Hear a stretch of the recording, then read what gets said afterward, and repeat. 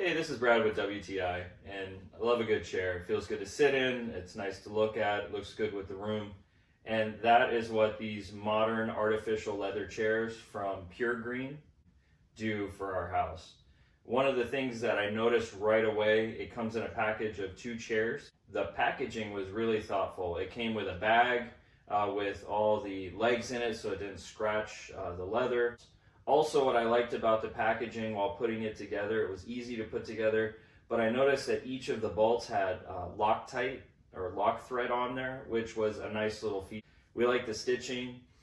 We like the color a lot. I'm always a big fan of that pre-distressed leather look because it has that natural rugged look and it ages well, which is really nice. They were very reasonably priced. They look really good.